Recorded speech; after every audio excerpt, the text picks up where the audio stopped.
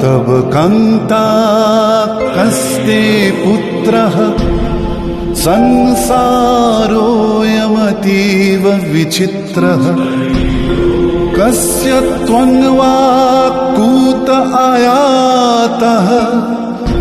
तत्त्वं चिन्तय यदीदं भ्रातः भज गोविन्दं भज गोविन्दं गोविन्दं भज मूढमते मा कुरु धनजन यौवन गर्वं हरति निमेषात् कालः सर्वं मायामयमिदमखिलं हित्वा ब्रह्मपदं प्रविशाशु विदित्वा भज गोविन्दं भज गोविन्दं गोविन्दं भज मूढमते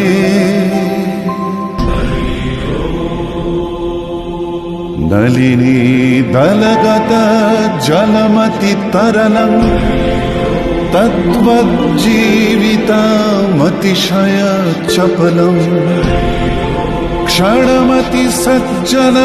संगतिरेका भवति भवार्णव तरणे नौका भज गोविन्दं भज गोविन्दं गोविन्दं भज मूढमते का तव कान्ता कस्ते पुत्रः संसारोऽयमतीव विचित्रः कस्य त्वं वा कूत आयातः तत्त्वं चिन्तय यदीदं भ्रातः भज गोविन्दं भज गोविन्दं गोविन्दं भज मूढमते